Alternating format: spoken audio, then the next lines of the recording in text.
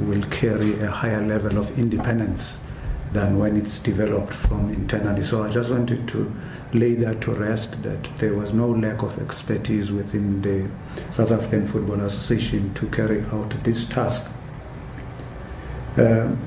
Secondly, when the president of SAFA called me at close to midnight on the day of the match, there are certain imperatives that we agreed upon in terms of how to approach this matter to protect both the integrity of SAFA and the leagues that fall under its jurisdiction, including the special member which runs professional football. And one of those is that you can't, as the custodian of football, make a submission that contests a specific decision of a referee, because it's acceptable that errors will be there.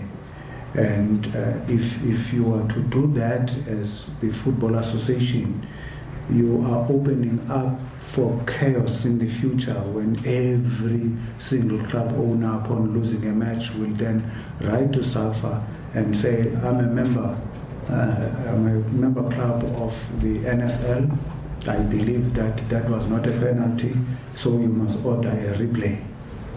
So we agree that this is not about the penalty incident that led to the goal. And I'm glad that in his presentation, the president stuck to the framework of this submission to FIFA, that let's not speak about SAFA appeals penalty decision.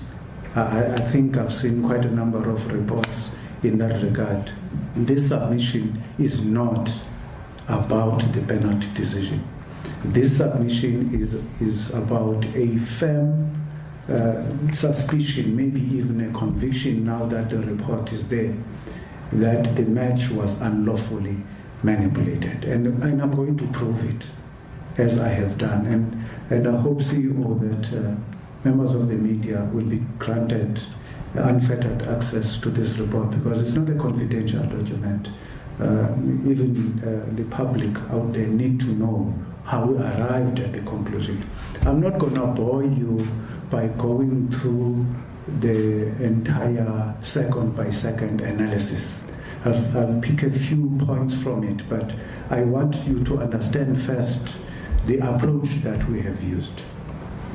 The approach used takes two very important aspects that come from FIFA statutes and the laws of the game. The first one is extracted from the FIFA Disciplinary Code, Article 18, Section 1, which reads thus: anyone who directly or indirectly, by an act or omission, unlawfully influences or manipulates the course, result, or any other aspect of a match and or competition, or conspires or attempts to do so by any means, shall be sanctioned with a 5-year ban on taking part in any football-related activity.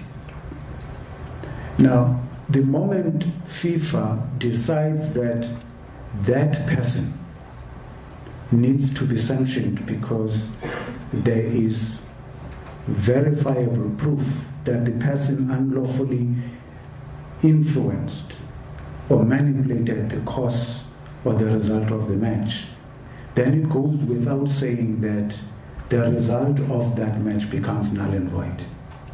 That's the first important point we need to look at, because you can't sanction a person for unlawfully manipulating the result and still keep that manipulated result as an official result. So we're hoping that by proving this manipulation, FIFA will then take the appropriate action. There's an automatic ban of 5 years, which can be extended to a life ban in extreme circumstances, as Article 18.1 stipulates. Now, this is tested against the powers of the referee, and especially relating to decisions of the referee as stipulated in Law 5. The decisions of the referee regarding facts connected with play, including whether or not a goal is scored, and the result of the match are final. That's law 5. The decisions of the referee and all other match officials must always be respected. Now, this is a very important aspect in the laws of the game, so that we don't have chaos in football, that every time there's a particular decision of the referee that you disagree with, you must challenge that decision of the referee. So what we have done here is not to look at just the correctness or otherwise of a referee's decision and its particular influence on the outcome of the match. What we have sought to do as a strategic objective of this task is to prove that there was a definite pattern of bias. As the President eloquently spoke to this matter, a definite pattern of bias is clearly a deliberate process which manipulates or influences the course of the match. And if you are able to manipulate the course of the match, you will then have a direct bearing on the outcome of the match. It goes without saying. Because if we focus only on the penalty, then we are only looking at the result of the match as 1-0, that the penalty was scored. But if you look at the pattern of bias, it will clearly prove to us that there was virtually no way that South Africa could have scored a goal in that match. And I'll proceed to prove that to you.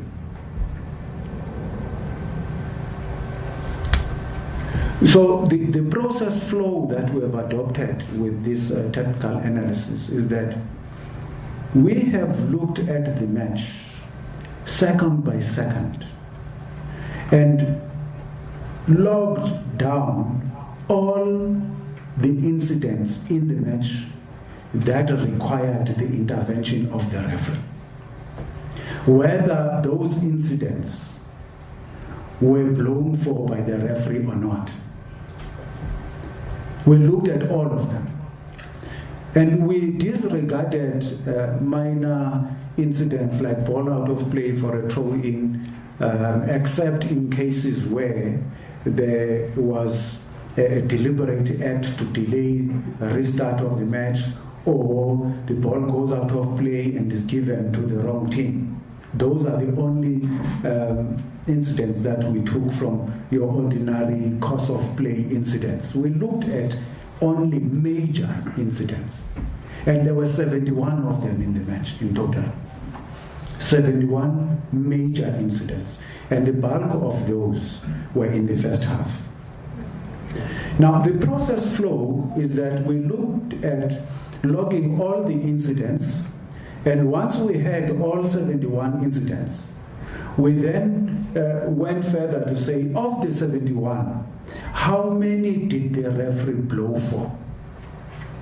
Now, we haven't reached the stage where we look at what the decision was, who was it in favor of. We haven't even looked at the correctness or otherwise of the referee's decision.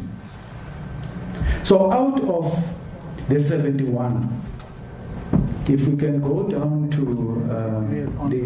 the last table on page 17, on the last page, the last table, overall match summary, so that as I speak to you, those that want to refer to the table can look at it. The overall match summary, right at the end.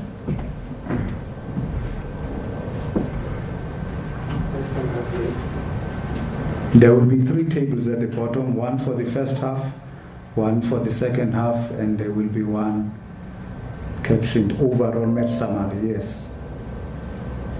Pull it up, please.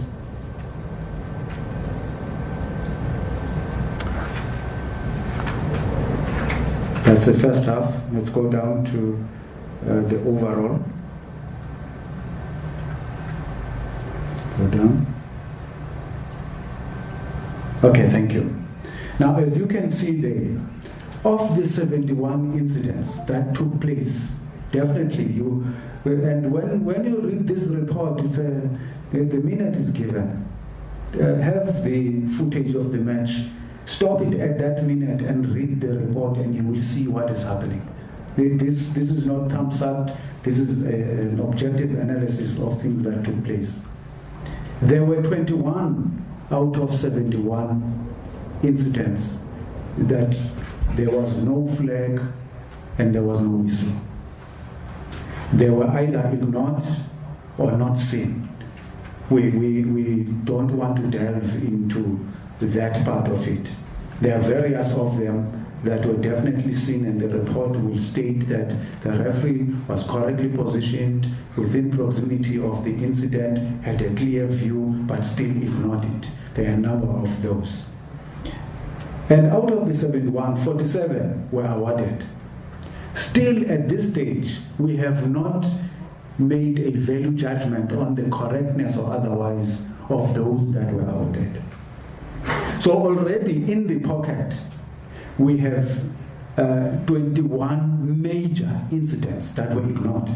Those count as incorrect decisions, because if the incident takes place and you don't take action when you should have taken action, then it means it's an incorrect decision. It speaks to the omission. It's an act versus omission. The number of correct decisions, 37 out of 71, which gives you an overall assessment of performance of that referee and his team of 52.1%. Now go to any country and ask them what fellow referees say to a referee who has received 60%, 65% in a match. They will tell him you were poor in that match. Because it means if you've got 60%, you've got 6 decisions right out of every 10 decisions. That's not a good take-home packet. The number of incorrect decisions, 33 out of 71. Still there, President, we are talking about incompetence. We haven't touched on bias. Because theoretically, there is the possibility of a referee getting 52.1% decisions correctly. There is a possibility of a referee getting 46.5% of decisions incorrectly. But when you look at the split of the incorrect decisions between the two teams, theoretically, if it's a poor day at the office for the referee, it should be a 50-50 split. Now, it's impossible to get an exactly 50-50 split, even when the referee is poor and makes incorrect decisions that affect both teams. So we say even a 55-45 split is still not regarded as bias. Even a 60-40 split would be regarded as slight bias, and you can't be holding press conferences and writing to FIFA about even a 60-40 split. It is only when you reach your upper 60s and you hit 70-30 that you start looking at this as an extreme bias. And I want us to test this against that note which said, at 70-30, you are faced with extreme bias. Of the 33 incorrect decisions, 30 of them went against South Africa, which accounts for 90.9% of incorrect decisions that I have no fear of anyone looking at the match and looking at this report and saying, no, but the referee was right there, you said he was wrong. I've gone through every single one of the incidents that I picked, and where, because of the footage, I could not determine the correctness or otherwise, I logged it on as inconclusive. Now, 90.9% is 40.9 percentage points above that theoretical 50-50 split. That's major. Even when you allow for a situation where we said 60-40 is slight bias and nothing to write home about. But 91% of incorrect decisions against one team surely makes a case for deliberate bias. Now, let's nitpick that. Can you go up to the table for the first half?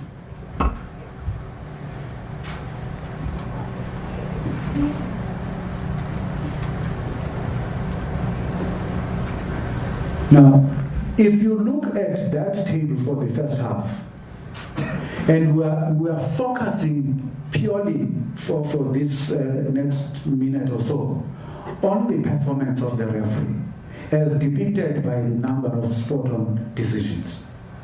In the first half, out of 45 major decisions, he got only 17 correct.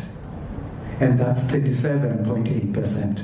That is his performance of the first half. Let's go to the second half.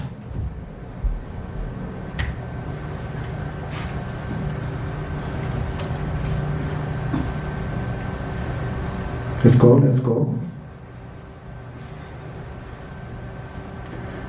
76.9% reminds us why this referee is on the international panel.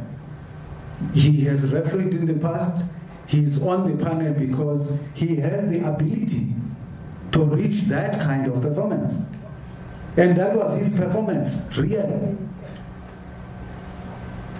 during the second half, because there was already now a sense of comfort that the outcome of the deliberate bias has been achieved up to certain moments. If you go up to the table now, let's go up to where we analyze the incidents. We'll come back to these tables because I need the members of the media to understand where we are. Just go up, I'll tell you when to stop. Do that. Okay, hang on. Go up again. Go up. I want to go to where the second half starts. Okay. Go down. That's where the first half ends. Go down. I'll tell you when to stop. Okay. Now, incident number 46. Remember, we said there were 45 incidents in the first half. Incident number 46 takes place in second half. Minute 46, 12 seconds. Right? Now, I want you to slowly scroll down. Look at the green color on the right-hand column. Now, we're certainly having a referee that is getting every single decision spot on in the match. That's the second half. The same referee that was getting almost half of the decisions incorrect in the first half is now all of a sudden getting them correctly. Scroll down. There is a moment in the match, and I know the technical report of the coach will touch on this. Go down, because we're still on spot-on zone. Round about the 75th minute, stop there. When there's a renewed vigor on the part of the Bafana players realizing they were losing this thing, let's now push. Again, the incorrect decisions start. Scroll down, you'll see. Again, there's a number of incorrect decisions. In fact, in the second half, ladies and gentlemen, in the second half, there were only 5 incorrect decisions. Only 5 incorrect decisions in the second half. 5. But all of them were against South Africa. All 5 of them. Not even a single incorrect decision in the second half went against Ghana in that match.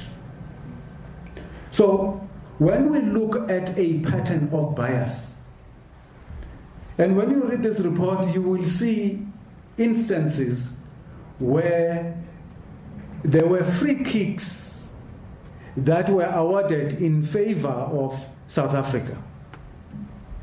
At moments in the game when allowing the advantage would have led to a promising attack. Several of them. They are logged on as correct decisions because indeed there was a foul on the South African player and the free kick was awarded.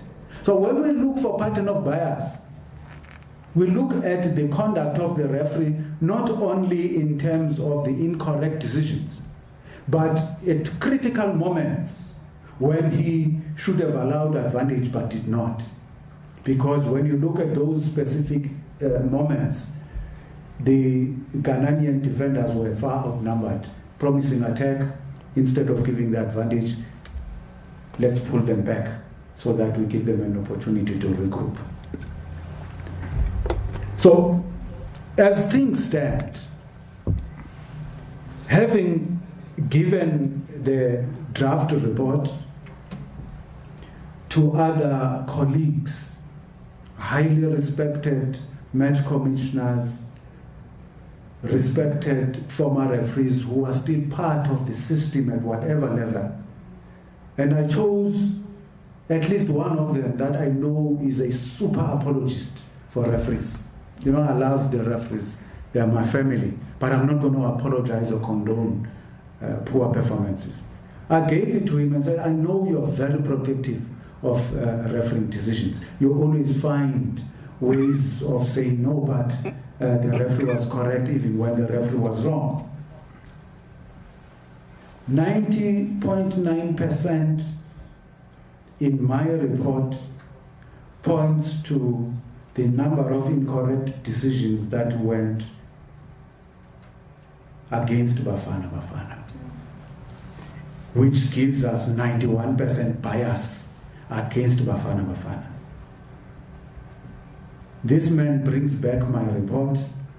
He has indeed dropped that percentage, and I knew it would come back dropped. But he could only drop it as far as 89.7%. Now talking about a person who is very protective of referees and always wants to attack me after my show. I know before I go to bed on Monday nights, he will call me and tell me, no, you can't say the referee is not spot on. That's the kind of person he is. He could only drop that percentage of bias to 89.7%. So I'm very comfortable, members of the media, that what we are giving you here, if you can go down to the conclusion of the report in bold at the bottom of the report.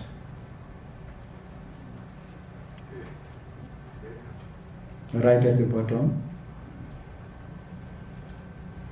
That one. My independent conclusion is that the referee in this match was blatantly biased against South Africa. 90.9% of incorrect decisions against one team is a clear case of a match official unlawfully influencing and or manipulating the course and or the outcome of a match. It is an independent conclusion that I have reached without any body from SAFA begging me, please let your report be in line with our wishes. I also have a reputation to uphold, and I would never produce a report. In fact, had the report produced something to this contrary, I wouldn't be sitting here. I would have told the President, I'm not supporting your submission to FIFA for the match to be replayed. That's just how I am. And it's an independent conclusion that is arrived at without any kind of personal benefit. The CEO is here.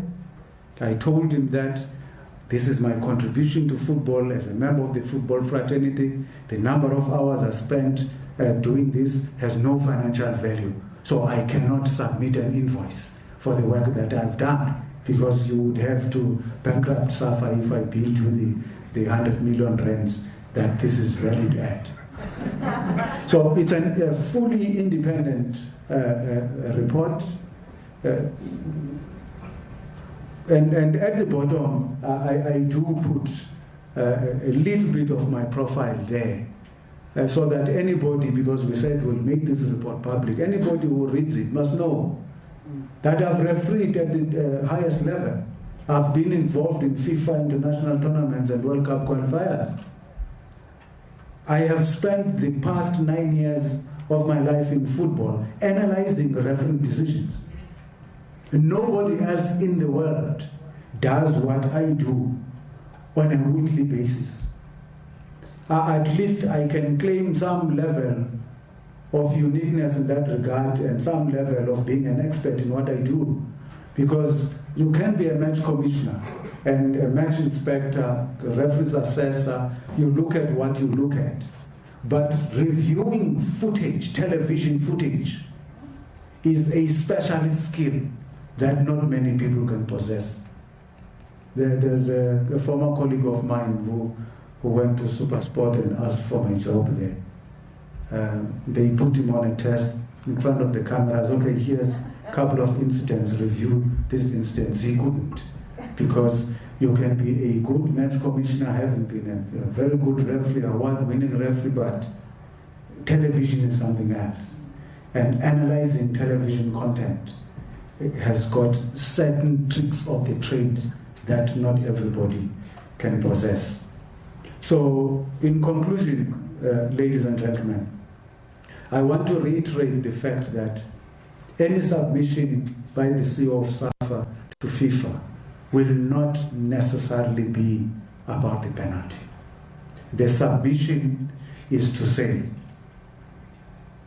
the referee in that match, collectively the match officials, displayed a deliberate pattern of bias against one of the teams.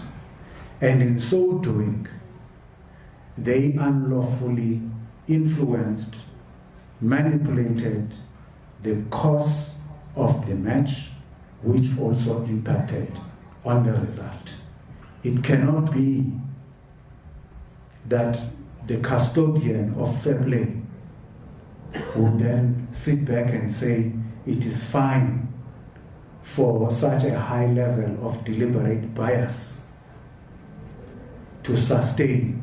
It is fine for a result which is the outcome of deliberate bias to be the official result of that match. We are hoping that the powers that be at FIFA will also go through this report, conduct their own analysis. Even if they drop that 91% bias to 70%, as I said earlier, that is still extreme bias against one team. And they should find in favor of the South African Football Association in terms of its request to have the match replayed. Thank you so much. Thank you, Replay! Ncobo briefing the media saying, according to their version, there was a 91% bias against Bafana Bafana by the referees in that match against Ghana, saying they are asking FIFA to look at it because it cannot be that a deliberate flouting of football laws. And as the custodian, FIFA needs to step in and do something. So we'll give you an update on that a little bit later on. Your market news is coming up after a short break with Michael Trey.